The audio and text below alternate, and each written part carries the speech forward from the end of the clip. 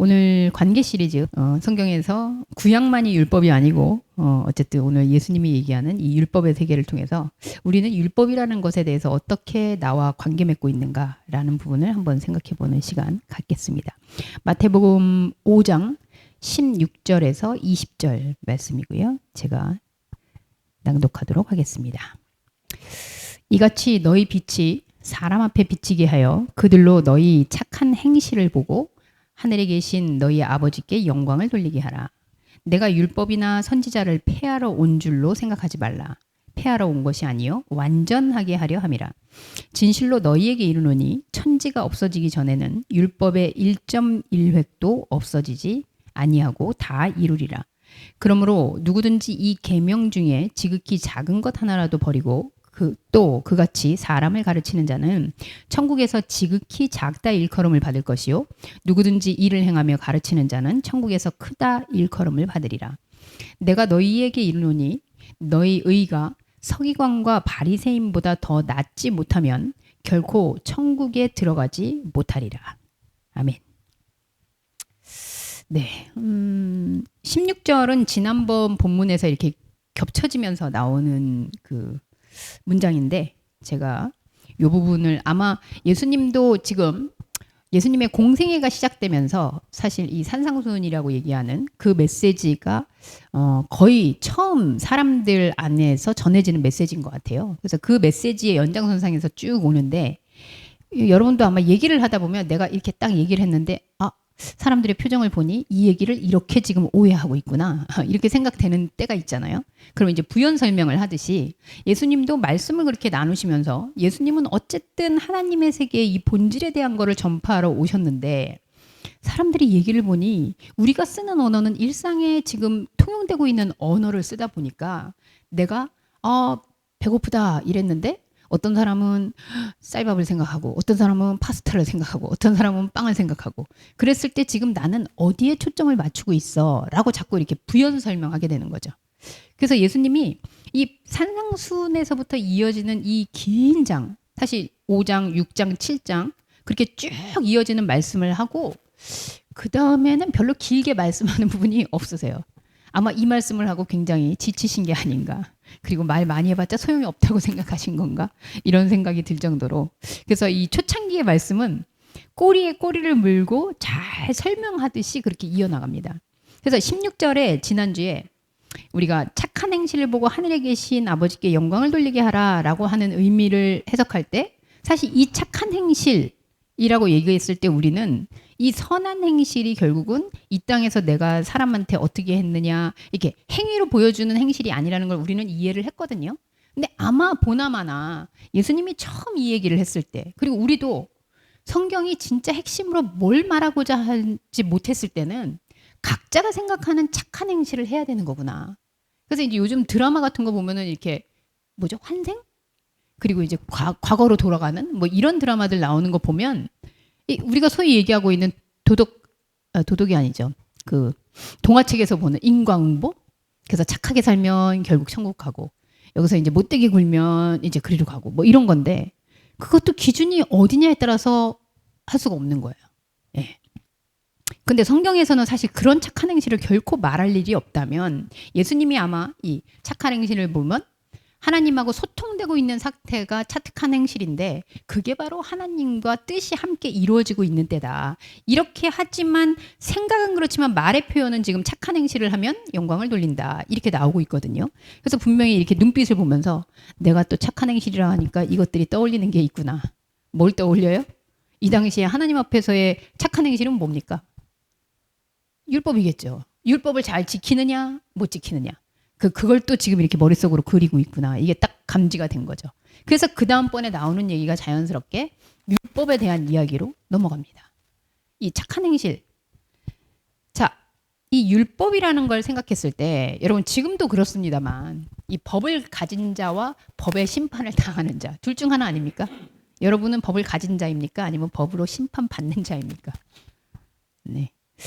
지금 또 5월 9일 날 부동산 양도세에 뭐 무슨 그런 게 온다 그래서 지금 집을 한 채 이상 가지신 분들은 이제 쫄아야 되는데 집이 없는 분들은 자유롭잖아요. 그러면 이제 그렇게 됐을 때 법을 가진 자와 법을 지키는 자, 늘 그 법이라는 테두리 안에서 심판받는 자냐, 내가 그걸로 인해서 이득을 보는 자냐, 이렇게 나뉘거든요. 이 당시에도 사실은 율법을 지키는 자와 율법으로 심판받는 자 둘 중에 하나가 존재하는, 여긴 더 극명한 시대였죠. 그래서 율법이 훼손되면, 만약에 이 법이 없어지면 나 손해보는 사람. 나는 왜냐면 법을 잘 지키니까. 그리고 이 법으로 나는 벌어먹고 있어요. 네, 그 당시에 종교 지도자들 사실은 이 율법으로 사람들을 판단하는 사람들이잖아요. 근데 이 법이 없어졌어. 밥벌이가 없어지잖아요. 곤란하잖아요. 그러니까 예수의 한마디 한마디, 예수가 와서 말씀을 전하고 이랬을 때 이런 율법이 훼손되면 안 되는데 하는 이런 사람들과, 또 한편으로는 먹고 사는 것 때문에 사실은 이 율법이 지키라고 하는 그 모든 법률을 그렇게 꼬박꼬박 지키면서 살 여유가 없는 사람들도 있어요. 그렇잖아요? 네. 그래서 이런 사람들은 율법이 없어지면 어떻게 되게요? 예수님이 좀 율법에 대해서 이렇게 자유롭게 해주면 어떻게 되게요? 굉장히 삶이 수월해지잖아요. 여기도 안 걸리고 저것도 안 걸리고. 그러면 내가 좀 근데 이게 착한 행실은 곧 이거 지키는 거, 이거 지키는 거, 이거 지키는 거, 이렇게 룰이 있는데 이 룰을 다 지키지 못한다면 나는 결국 그 룰에 의해서 심판받는 사람이 되니 얼마나 답답하겠어요. 종교라는 세계가 사실은 저는 지금도 여전히 이 고리를 만들어내고 있다는 생각을 합니다. 이 고리 안에서 나는 어디에 있는가? 그러면 예수님이 오늘 율법에 대해서 얘기하는 게 결국은 그러한 배경 속에서 율법을 예수님은 어떻게 이해시키는가. 제가 그 주목사님하고 뭐 할 때 주목사님이, 네, 주목사님 손은 정말 글 쓰는데 특화가 돼 있어요. 예, 그 말인 즉슨 다른 걸 하면 굉장히 어렵다는 거예요. 뭘 만지면 왜 망가지는지 모르겠는데 전류가 흐르는지. 그래서 제가 목사님 손으로 하는 걸 뭐 이렇게 하면 안 되겠습니다. 이러면 목사님이 저에 대한 오해가 크신 것 같습니다. 이렇게 얘기를 하세요. 그럼 제가 그러거든요. 아니, 오해가 아니라 이건 이해를 하는 거라고. 목사님의 손이 그렇다라는 걸 내가 이해하고 있는 거다. 여러분, 성경을 볼 때 예수님은 지금 성경에 대해, 하나님에 대해, 하나님의 말씀에 대해 오해하고 있어서 나타나는 현상들에 대해서 우리가 얘기하고 있죠. 재정의, 수정. 그거를 원래의 상태로 되돌려 놓는 거를 계속 하세요. 그게 바로 우리가 얘기하는, 소위 요즘은 본질이라고 하도 얘기를 많이 하니까 이게 진짜 뭐가 본질이다. 마치 사랑, 그러면 너무 많은 사랑에 있어서 이 사랑이, 진짜 사랑이 뭐라고 할 수가 없는 것처럼. 그래서 이 율법에 대해서도 이 율법이 원래 율법이 빼놓으면 안 되는, 그게 없으면 율법의 정신이라고 할 수 없는, 원래 하나님이 율법을 주셨다면 이 율법은 왜 만들었을까? 왜 있을까? 하는 그 설계의 원초적 지점을 다시 한번 상기시켜서 진짜 하나님이 생각하는 율법은 뭐야? 라는 걸 알려주는 데에 이 목적이 있다는 거죠. 율법뿐만 아니라 모든 게 그렇습니다. 그래서 저는 이 세상에 살고 있지만 하나님의 그 본질의 세계가 우리에게 연결이 될 때 이 세상을 사는 게 막 갑자기 막 돈 많이 벌고 이런 게 아니라, 이 세상에 대해서 내가 어떤 생각을 하고 어떤 판단을 하고 저거는 지금 어떤 현상이구나 라고 생각할 수 있는 그런 눈이 저는 생긴다고 보거든요. 그리고 그게 자연스러운 질서라고 생각이 듭니다. 그럼 나는 안 그러는데 그럼 나는 복음을 모르면, 아니에요. 그거는 주목사님 설교를 참고해 보시면 왜 그런 현상이 나오는지 아주 설득력 있게 얘기하십니다. 그런 갈등을 계속 살고 있다. 그럴 수 있다. 굉장히 위로의 말씀을 주세요. 자, 예수님께서 그렇다면 오늘 이 율법이라는 얘기를 하면서 이스라엘의 종교는 거의 이 율법을 지키냐 못 지키느냐, 여기에 있어서 하나님의 자녀가 되느냐 되지 못하느냐, 천국에 갈 수 있느냐 못 가느냐, 이제 이게 나뉘는 거거든요. 그래서 사실은 여러분들도 착한 행실로 하나님께 영광을 돌린다라고 했을 때 여러분 나름대로도 어떤 게 착한 행실이지? 나도 하나님하고 같이 연결이 되려면 착한 행실을 해야 될 텐데, 우리 유재님 태어나서 가장 착한 행실 한 거? 설마 가람이 만난 거? 뭐 이런 거? 그건 아니고. 네. 여러분들이 생각하는 가장 착한 행실은 무엇일까? 네. 네. 여러분들은 어떤 행실? 요즘 우리 희종쌤은 악한 행실을 하고 있어요. 막 너무 어렵게 가르쳐서 학생들이 막 신경정신과를 간대요. 막 스트레스 받아서. 근데 사실은 어떻게 보면 착한 행실이죠. 그렇게 가르침을 통해서 그 아이들이 부딪히게 만들고 그렇게 해서 실무 능력이 커진 건 분명히 착한 행실인데 악역을 만든 거죠. 그래서 이 착하다, 선하다, 악하다 이거는 세상에서의 기준으로 보면 누구에겐가는 선한 것이 누구에겐가는 악한 것이 될 수 있고 이 상대적이란 말이죠. 그럼 절대적으로 생각하는 이 하나님의 세계, 예수 그리스도의 세계에서 율법이란 무엇이냐? 그 이야기가 오늘의 핵심이고 이 이야기가 왜 관계로 이어지는지는 마지막에 가서 제가 다시 한번 여러분과 연결해 보도록 하겠습니다. 자, 이스라엘 백성이 율법을 자, 예수님이 이렇게 얘기하거든요. 내가 율법이나 선지자를 폐하러 온 줄로 생각하지 말라. 이 말씀은 뭘까요? 왜 이런 말씀하실까요? 아무도 그렇게 얘기 안 하는 것 같은데 예수님이 간파하신 거죠. 내가 지금 와서 너희들에게 이렇게 말씀을 전하고 왜냐하면 애통하는 자는 복이 있다. 왜냐하면 그것이 애통이 아니라 하나님의 위로기 때문에. 그러면서 이 말을 다 재정의해 주셨잖아요. 근데 평소에 사람들이 생각하는 거하고 이게 완전 다르잖아요. 그러니까 이 사람들은 복의 개념? 이렇게 지켜야 복이 나오는 건데 하나님한테 이때 갖다 바쳐야지 이렇게 되는 건데 이렇게 생각하고 있는데 이걸 지금 자꾸 판을 깨니까 사람들 머릿속에 이 사람이 지금 율법을 지금 흐트러뜨리고 있나? 율법을 지금 없애려고 온 건가? 충분히 이런 생각 할 수 있겠죠. 그렇지만 거기에 어떤 사람들은 그래 우리 못하고 있는데 저런 거 없어졌으면 좋겠다. 이건 똑같은 거예요. 이 수평적인 이 땅의 관계에서 어떤 사람은 비 오면 너무 좋겠다. 나 우산 팔 수 있으니까. 근데 어떤 사람은 자기는 이 선캡 파는 사람이야. 그럼 이 사람 망하잖아요. 비 그치고 햇빛 났으면 좋겠다. 여러분 이 세계에서는 누군가가 선하다고 하면 누군가는 악하게 되고요. 누군가 넉넉하다 생각하면 누군가는 부족하게 된 거고요. 이 수평적인 관계에서는 그렇게 주고받는 상대적 가치로 흐를 수밖에 없어요.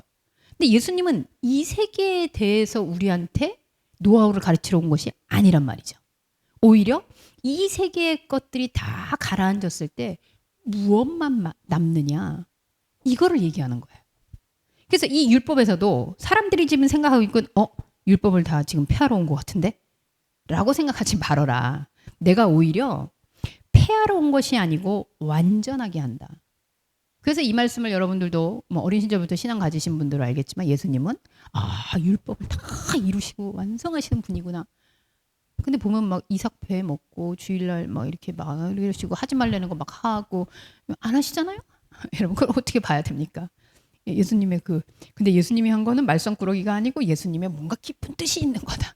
아니에요. 의도적으로 지금 말썽 피우시는 분이시거든요. 그럼 왜 그러는 걸까요? 네. 그러면서 심지어 진실로 너희에게 이르노니 천지가 없어지기 전에는 율법의 1.1획도 결코 없어지지 아니하고 다 이룰 거다. 자, 여기에서 사람들이 지금 반반 나뉜다 그랬죠. 율법을 잘 지키는 사람, 율법에 의해서 심판받는 사람. 그러면 둘 다 그럴 거예요. 예수님이 없애지 않을 거야 라는 말에 안도합니다. 율법이 있어야 되는 사람들은. 근데 어디서 걸려요? 다 이룰 거다. 에이? 저분이? 저렇게 안 하시는 분이? 이 모순이 생기고요. 그리고 이 율법이 좀 없어지면 좋겠다. 좀 법이 해체되면 좋겠다. 나 같은 사람 좀 살려주면 좋겠다 하는 사람들은 법이 안 없어진다니까 실망하겠죠. 그런데 다 이룰 수 있는 가능성이 있다고? 이 땅의 원리로 보면 예수님이 말하는 것들이 사실은 또 이 땅에서 그렇게 누군가는 지키고 누군가는 못 지키고 누군가는 덕을 보고 누군가는 손해를 보고 뭐 이런 판으로 되는 거죠. 그렇다면 우리가 예수님의 이 말씀을 어떻게 왜냐하면 이 되게 중요한 게 우리에게도 지금 성경 말씀을 율법으로 받아들이는 순간 이게 행동의 강령이 되잖아요. 원수를 사랑하라. 어떻게 원수를 민지님 원수 없을 것 같긴 한데 막 미워 죽겠는데 그 사람을 정말 사랑하십시오. 가능합니까? 그래요? 난 못하는데. 네, 티는 안 내지만 나는 어려운데. 훌륭하십니다. 네, 좋은 성품 유지하시기 바랍니다. 제가 좀 믿게 해도. 자, 여기서 그런 상대적인 이야기가 안 하면 왜 그랬을까? 근데 여기서 이 예수님의 간파 지점에서 우리는 이걸 읽어낼 수가 있어요. 율법이나 선지자를 폐하러 온 줄 아냐? 라는 말 속에는 폐할 수도 있나? 율법이 폐할 수도 있나? 선지자들이 말했던 이게 폐할 수도 있나? 그러니까 한마디로 누군가는 이거를 폐할 수도 있고 폐하고 있으며 율법이 훼손되고 있구나라는 상황이 전제된다는 거죠. 아예 어디 감히 율법을 이 폐라는 말자를, 예를 들면 우리 성경 쓰다가도 옛날에는 여호와자 나오면 여호와라는 말이 사실은 하나님을 부르는 호칭인데 하나님을 부르면 이 급사를 할 수도 있어서 여호와라고 쓰는 거잖아요. 대신 상징 언어로. 그런 것처럼 율법이 폐할 수 있는 문제라고 라는 전제를 지금 떠올리신단 말이죠. 그런데 예수님이 여기에서 완전하게 하겠다. 이 말은 뭐냐면요. 예를 들면 대한민국 헌법 제1조가 무엇인지 우리 구약학 박사님이신 주목사님 아십니까? 아마 뭐 대한민국은 자유민주주의 뭐 국가이다 뭐 이런 거였던 것 같아요. 네. 그러면 이 헌법의 가장 상위인, 헌법이 상위법인데 그 중에서도 제1조라는 대한민국은 민주주의 국가다, 자유국가다 라고 했을 때 그 하위에 있는 법들은 누군가의 자유가 훼손된다 혹은 민주주의가 훼손된다 라는 사건들이 나오면 그거는 이 상위법에 걸리는 거겠죠. 사실은 그래서 하위에 강론들이 많다는 얘기는 사람들이 상위법에 대한 인식이 사실은 없다라는 얘기와도 저는 맥락이 통한다고 봐요. 이 진짜 원초적이고 원리적인, 왜냐면 자유국가다라고 할 때 나는 자유하고 싶어가 아니라 나뿐만 아니라 누구에게도 자유는 주어져야 되는 거구나 를 생각하면 누군가를 자유를 방해한다든지 남의 거를 탈취한다든지 힘들게 한다든지 어렵게 한다든지 하는 건 안 해야지 맞는 거거든요. 근데 그걸 사람들이 안 해요. 그래서 이 거대한 가장 자유주의 국가입니다라는 거를 생각을 안 하니까 몇 조, 몇 항에 무슨 규율에 지방법은 어떻게 되고 규율법은 어떻게 되고 각 항목이 너무너무 늘어나는 거예요. 그래서 학교 앞이면 애들이 나올 수 있다라는 그 생각을 하고 애들은 자유롭게 뛰어놀 수 있다는 생각을 하면 당연히 기계를 가지고 움직이는 사람 입장에서는 천천히 가는 게 당연할 것 같은데 안 그런단 말이죠. 그래서 민식이법, 무슨 법 해가지고 아이를 학대하면 안 되는 게 너무 당연한 것 같은데 그거를 그렇게 안 하니까 학대하지 말라는 법, 학대했을 때 또 뭐 어떻게 하는 법, 뭐 하면 또 가중처벌.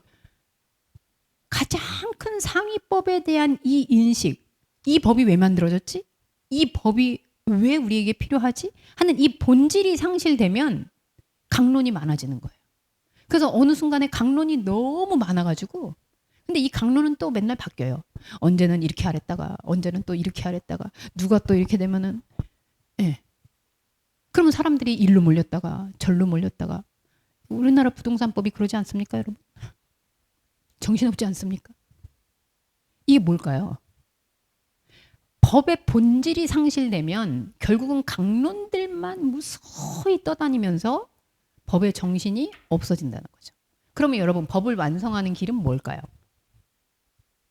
이 법이 왜 있는지, 이 법은 왜 만들어지게 됐는지, 그리고 이 가장 중요한 이 전체를 아우르는 그 한 법이 도대체 무엇인지 그거를 알면 나머지 하위법이 거기에 걸려 있다라는 것을 의심할 필요가 없어지거든요.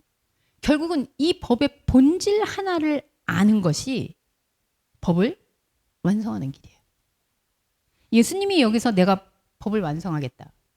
나는 폐하러 온 것이 아니라 완성하겠다라고 얘기한 건 이 각 항목들을 나는 하나도 안 걸려. 여러분 근데 성경 찾아보세요. 예수님이 다니는 길마다 법을 어기세요. 율법을. 뭐 이렇게 얘기하면 또 반대하는 사람도 있겠지만 어쨌든 뭐 손 안 씻고 이삭 썰는 거 그리고 막 손 마른 자 일요일 그 안식일인데 막 고쳐주는 거 그래서 맨날 다 걸리잖아요. 안식일에 아무것도 하지 말라 그랬는데 그러니까 예수님이 얘기하잖아요. 그때도 니네는 그러면 일요일날 네 자식이 빠지면 너 안 구해줄 거니? 아 그쵸. 지금 이 법을 지키냐 안 지키냐가 중요한 게 아니라 생명이 살아있느냐 죽느냐의 문제. 여기서 무슨 강론이 필요해요. 그러니까 예수님이 동일하게 보여준 그 법에 대한 인식은 결국은 이 법의 본질이 뭐냐. 그래서 이 법의 본질을 아는 것이 율법을 완성하는 거예요. 우리도 이 법을 이 법의 가장 기본이 뭐지? 없앨 수 없는, 지울 수 없는 이 법이 있으려면 반드시 있어야 하고 다른 것들이 다 없어져도 이거는 남아야 하지라는 그 지점을 내가 알게 되면 오히려 법에 대해서 자유로워진단 말이죠. 그리고 그 법을 완수하게 되는 거예요. 예수님은 바로 율법을 통해서 우리에게 그 지점을 제안하십니다. 그게 바로 오늘 말씀이에요. 그래서 내가 선지자들이 이 율법이나 선지자를 폐하러 온 줄 아느냐? 과거에 했던 선지자들이 얘기하고 또 먼저 있는 거죠. 사실 우리는 이게 영적 자를 얘기한다라고 이미 얘기했는데 하나님이 주신 율법. 여러분 율법은 그런데요. 율법 누가 제정했어요? 누가 만들었어요? 율법 맨 처음에 누가 만들었어요? 모세가? 모세는 왜 만들었어요? 하나님이 주신 거라고 하잖아요. 사실은 율법은요.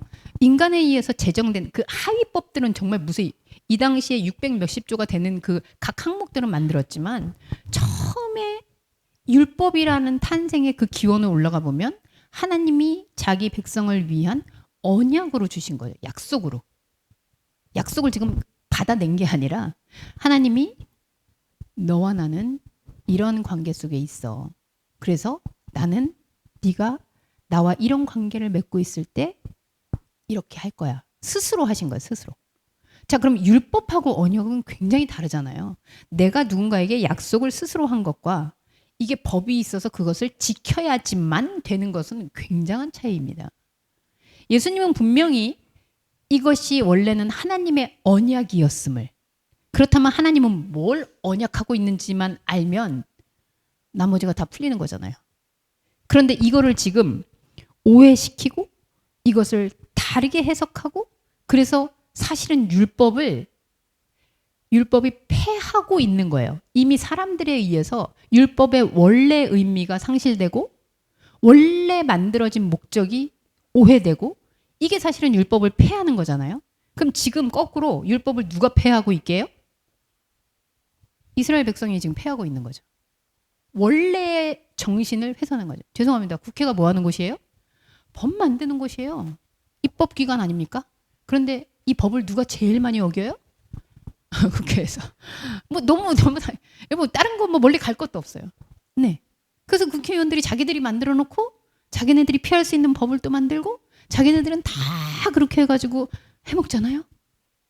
이 당시에도 다르지 않다는 거예요. 하나님의 법, 이거는 하나님의 법은 정말 죽어야 돼. 이렇게 얘기하면서 네. 가늠한 여인을 내려다가 돌로 때리면서 가늠한 남자는 어디 있어요 도대체?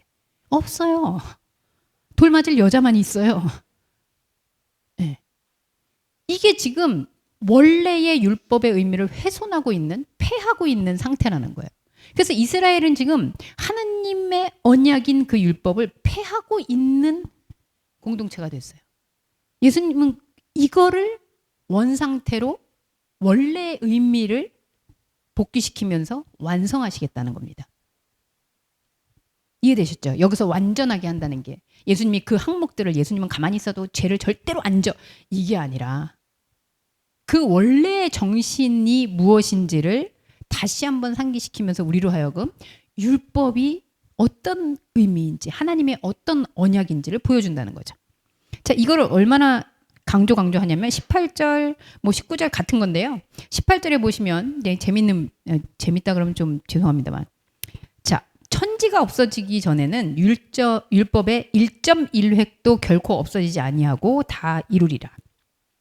위의 말하고 같은 말이긴 한데 이렇게 그냥 그대로 읽으면 주목사님은 늘 얘기하시더라고요. 요즘은 좀 수위가 낮아져서 참 번역에 아쉬움이 있습니다. 이렇게 표현하시더라고요. 옛날에는 번역이 잘못됐어요. 막 이렇게 얘기하셨는데 요즘은 사회성이 많이 늘으셔가지고 번역에 아쉬움이 있어요. 아쉬움이 아니고 정말 개탄할 일입니다. 그런데 이 말을 어떻게 읽냐면 앞에서 예수님이 했던 이야기를 가만히 생각해보면 율법에는 분명히 결코 흔들릴 수 없는 한 지점이 있고 그 지점이 흔들리면 나머지 강론들은 다 소용이 없는 그런 상황이고 이 원래 그 흔들릴 수 없는 한 지점을 회복하는 게 완전하게 하는 거다라고 얘기를 한다면 여러분들이 이걸 해석할 수 있어요. 18절에 천지가 없어지게. 자, 천지가 없어지는 건 언제 없어집니까? 여러분에게 있어 가장 현실적으로 천지가 없어. 땅과 하늘이 없어져. 언제 그렇게 되게요? 죽으면 그렇게 되겠죠.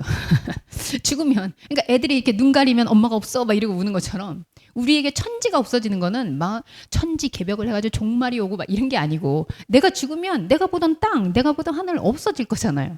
그러면 죽음이 오기 전에 율법의 1.1획도 결코 없어지지 않냐고. 여기서 여러분 한국어의 이 조사가 굉장히 중요한데, 네. 여기서 율법의 1.1획 도자를 빼고 한번 읽어봅시다. 율법의 1.1획이 결코 없어지지 아니한다.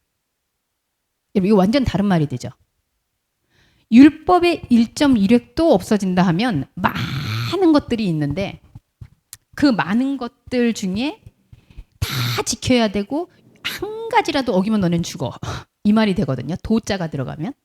그런데 율법의 1.1획이 결코 없어질 수 없다라고 하면 이 한 가지는 절대로 없어지지 않는 본질이야.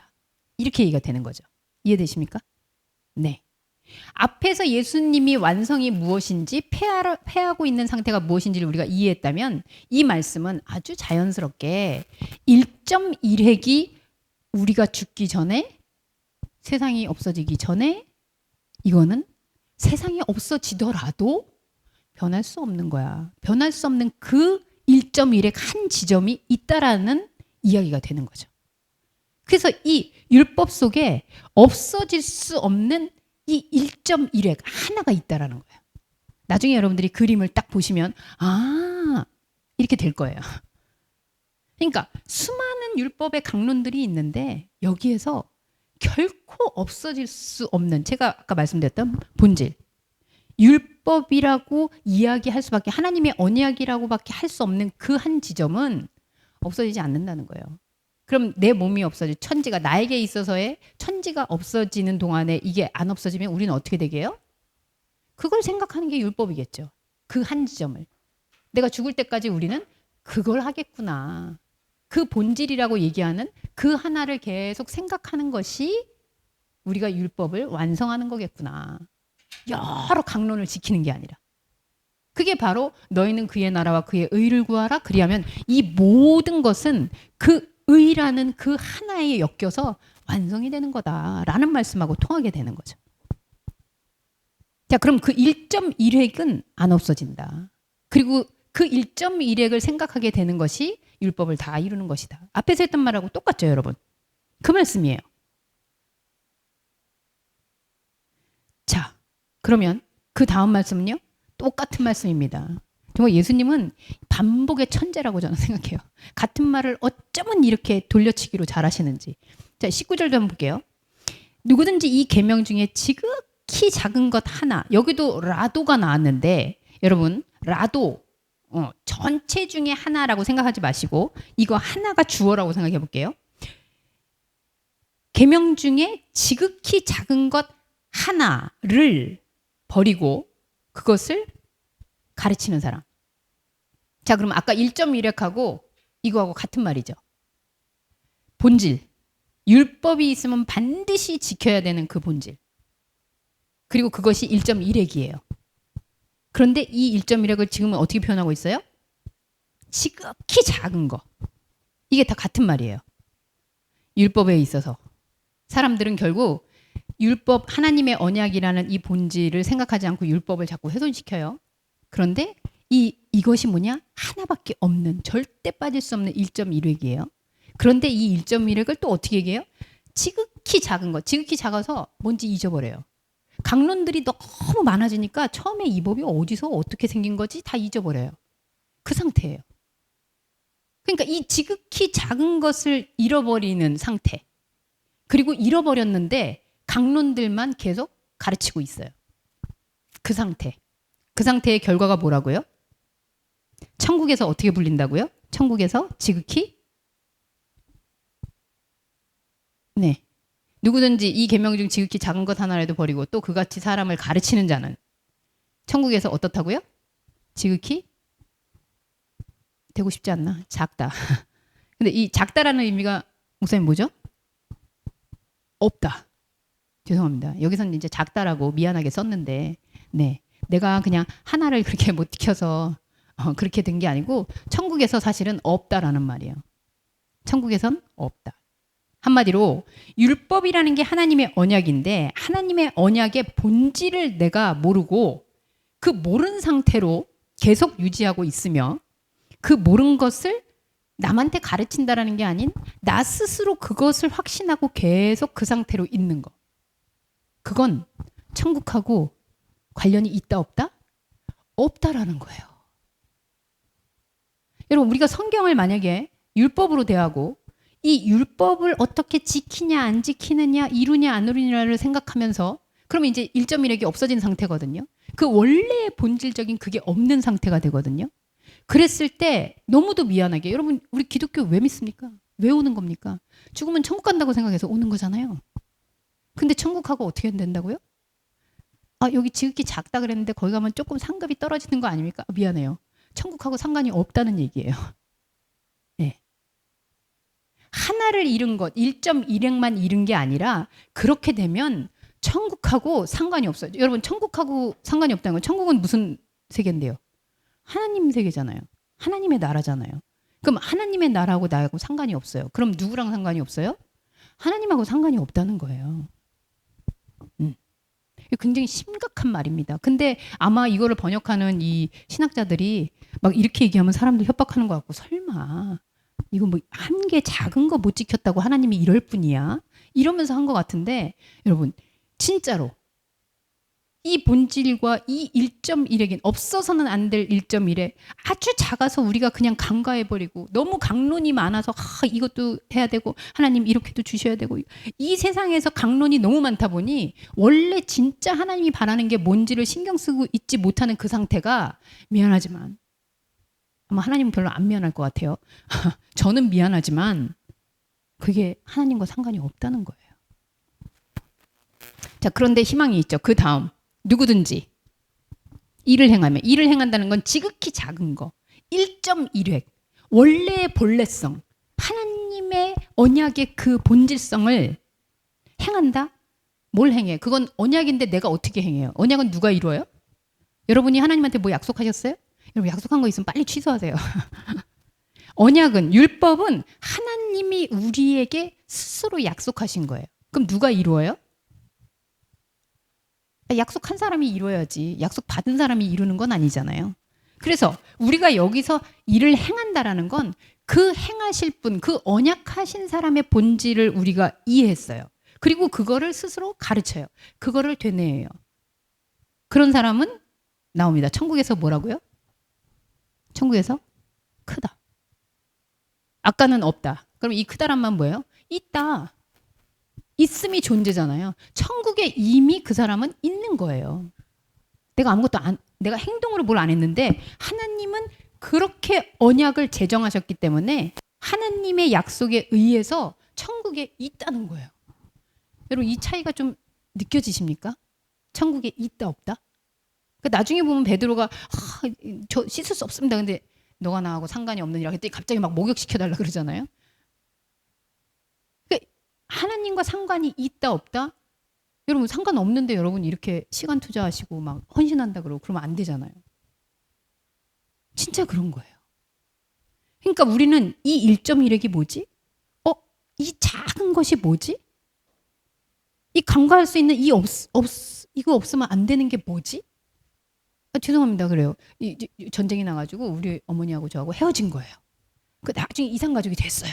그 찾아요. 근데 전쟁통에 막 다쳐가지고 막 이 얼굴은 막 늙었고 막 이래서 서로 지나가도 못 알아봐. 근데 뭘로 찾아요? 거기 발목 끝에 무슨 점이 있더라. 확인해 봐요. 그 1점 때문에 이제 이게 밝혀지잖아요. 물론 유전자 검사할 수 있지만 마치 어느 그 한 지점이어야지 이거 내 자식이구나 이렇게 알아보는 것과 같은 그 지점이 율법 안에 하나님이 우리하고 관계성을 갖는 그 지점으로 두셨다는 거죠. 그걸 모르면 천국하고 상관이 없다는 거죠. 천국과 상관없는 건 단순히 천국에 못 가는 문제가 아니라 하나님과 내가 상관이 없다라는 거예요. 자, 근데 마지막은 더 가관입니다. 20절. 정말 읽기 싫은 말씀이지만 같이 읽어보겠습니다. 시작. 내가 너희에게 이르노니 너희 의가 서기관과 바리새인보다 더 낫지 못하면 결코 천국에 들어야. 네, 죄송합니다. 그러면 서기관이나 바리새인보다 우리가 더 율법을 다 알고 막 통달해가지고 그렇게 해야 되느냐? 네, 어떤 종교들은 그거를 해서 줄줄줄 외우는 사람이 있어요. 자, 여러분 여기서 그럼 찾아내야죠. 여기서 서기관과 바리새인은 무엇의 같은 말일까? 제가 하나님의 언약의 본질, 그리고 1.1획, 지극히 작은 것, 그리고 천국에 있다. 요 크다. 요게 같은 맥락이 있는 거라 그랬어요. 자, 그러면 이 서기관과 바리새인은 뭐게요? 그 앞에 있는 19절에서 계명 중 지극히 작은 것 하나를 버리고 그같이 사람을 가르치는 사람. 이거의 동의어가 서기관과 바리새인이에요. 이해되십니까? 그 앞으로 가면요. 율법의 1.1획을 무시하는 사람. 그 앞으로 가면요. 율법이나 선지자를 폐하는 사람. 이해되십니까? 그러면 서기관과 바리새인보다 더 낫지 못함이 아니라 너희들은 지금 서기관과 바리새인의 가르침으로 그렇게 하나님의 율법에 대해서 그렇게 오해 있는 상태라면 그 역시 이건 천국과 상관이 없다. 그 말씀을 하는 거라는 거죠. 그렇다면 이 1.1획이 뭡니까? 라고 여러분들은 네, 대충 맥락은 잡았지만 그래서 지금 우리 무슨 시리즈 하고 있죠? 관계 시리즈 하고 있잖아요. 이 율법은 하나님과 내가 상관 있는 존재라는 것의 텍스트적인 증거예요. 아, 하나님하고 나하고 상관 있는 자구나. 이거를 어떻게? 이 그림을 이제 더 이상 여러분들이 부인할 수 없을 거라고 생각합니다. 네, 다시 나왔습니다. 관계에서는 아마 이 그림으로 모든 게 저는 설명될 수 있다고 보는데요. 그렇다고 이 그림이 진리는 아닙니다, 여러분.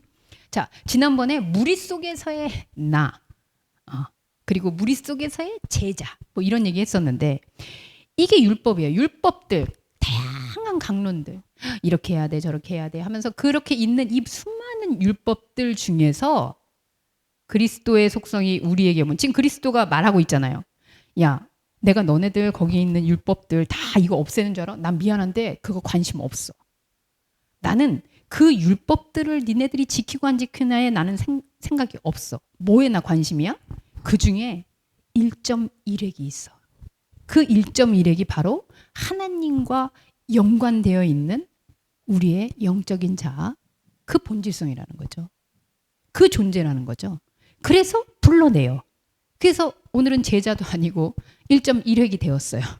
이 율법들 속에 여러분들이 그 없어질 수 없는 그 한 점으로 나온 게 여러분의 1.1획이에요. 그럼 여기 오면 뭐가 된다 그랬죠? 언어가 재정의 된다고요. 이제까지는 율법, 지켜야 하는 법, 하나님을 위해서 내가 이렇게 해야 되는 거, 착한 행실, 의로운 행실 막 이러고 했던 것들이 그 언어가 멈춰져요. 아, 이거는 하나님과 내가 상관이 있는 존재라는 것에 하나님이 언약하신 말씀이구나. 이렇게 재증이 돼요. 그러면 거기서 뭐가 되게요? 전에 우리 예수님하고 불러냈을 땐 제자가 됐을 땐 여기 천국 자리에 뭐가 있었게요? 행복. 그래서 팔복이 나왔잖아요. 근데 이게 이 1.1획이 되면 어떻게 되냐면 그게 율법의 완성이에요. 근데 그 완성된 상태를 뭐라고 한다고요? 천국. 그래서 그리스도가 그거를 우리에게 비춰주는 거죠. 아마도 여러분, 그러니까 세상과 관계없는 게 아니라 세상 속에 우리는 율법도 있고 세상 속에 무리들 있고 세상 속에 그러고 있는데 결국 그리스도는 뭐 하는 분이냐? 우리 안에 오셔서 끊임없이 우리 안에 우리가 작게 생각하고 잘 보지 못하고 이거를 그냥 강론들에 치우쳐서 생각하지 못하는 그 본질을 불러내시는 거예요. 그래서 그게 이렇게 떠요. 그러면 그 뜬 것이 아, 내가 있었던 판이 뭐였구나. 내가 지금 뭘 지금 추구하고 있었구나가 그냥 자동으로 보여지는 거예요. 그게 행하는 겁니다. 그리고 그리스도와의 관계성을 다시 한번 생각하게 되는 거죠. 제가 그래서 지난주에 얘기했잖아요. 인간은 왜 자꾸 높이 올라가려는 욕망이 있을까? 내려다 보고 싶은 본능이에요. 그래야 높은 곳에서 하늘에서 이 세상에 내가 속했을 때 내가 어떤 모습인지를 봐야 하는구나라는 그 본능적인 장치가 우리 안에 있는데 그 장치가 바로 1.1획이 되고 거기 안에서 제자로 불려 올려지고 그리고 그거를 우리는 믿음이라고 얘기할 때도 있고 소망이라고 얘기할 때도 있고 그래서 무수한 하나님의 관계, 이 세상과 맺고 있는 관계 중에 바로 이 지점이 우리로 하여금 다른 생, 천국을 이 땅에서 살게 하는 원리가 되는 거죠. 이게 바로 율법의 완성입니다. 지금 이 율법이 완성되는 동안 여러분 뭐 하셨어요? 아무것도 안 하셨잖아요. 그런데 전제가 바뀌었잖아요. 아, 내가 바로 1.1획이구나. 율법들 속에서 내가 건져지는 거구나. 그래서 그 이후로 율법을 보면요. 아, 내가 저걸 못 지켰구나가 아니라 내가 율법에 사로잡혀 있었구나. 그게 바로 사도 바울의 고백 아닙니까? 이 세계. 율법 안에서 1.1획인 나의 존재성을 발견하는 기능. 그게 바로 율법의 유일무이한 하나밖에 없는 기능이에요. 그걸 알게 되면 여러분들은 저기 죽어서 천국이 아니라 아까 얘기했죠. 천지가 없어질 때까지 이거는 변할 수도 없고요. 여러분들이 죽기 전까지 왜냐면 죽은 후에는 그냥 하나님에게로 돌입이 될 테니까. 이거를 계속해서 발견하는 삶을 살고 있는 거 이게 바로 율법을 완성하는 거고 그리스도께서 완성이란 바로 여러분들을 그렇게 1.1획으로 불러내어서 소통하는 관계 그 세계 속에서 만나고 있는 그 천국을 머나먼 저 하늘이 아니고 바로 여기 오늘 이 순간 여러분의 순간순간에 함께 호흡하고 있다는 그 사실을 여전히 변함없이 확인하는 저와 여러분이 되었으면 좋겠습니다. 기도하겠습니다. 하나님, 율법이라는 말이 나오는 순간 우리는 너무 답답해집니다. 그걸 어떻게 지킬 수 있다고? 아, 그럼 나는 하나님한테 붙어서 하나님이 예수 그리스도께서 이 율법을 완성하신다는데 그 완성을 그냥 곁다리로 같이 딸려 올라가야 되는 것인가? 그러나 그 말씀 속에서 언약의 대상인 바로 너, 하나님이 이 율법들을 주시고 그 안에서 너를 통해 보시려는 건 바로 하나님과 관계 맺을 수 있는 그 영적인 자, 그 1.1획을 끌어내시고 그 1.1획을 통해 천국을 이루시는 그 완성, 온전히 이루시는 그 완전하게 하는 그 세계 속에서의 발견임을 다시 한번 고백합니다. 흔들리지 않게 하시고 하나님과의 관계에 있어서 그 어떤 것들도 우리를 항목을 따라가며 지켰네, 안 지켰네, 못 지켰네 판단할 수 없음을 그리스도 안에서 이 사랑에서 끊을 수 없다고 고백하는 바울의 고백이 바로 우리의 고백일 수 있도록 우리를 붙잡아 주옵소서. 예수님의 이름으로 기도합니다. 아멘.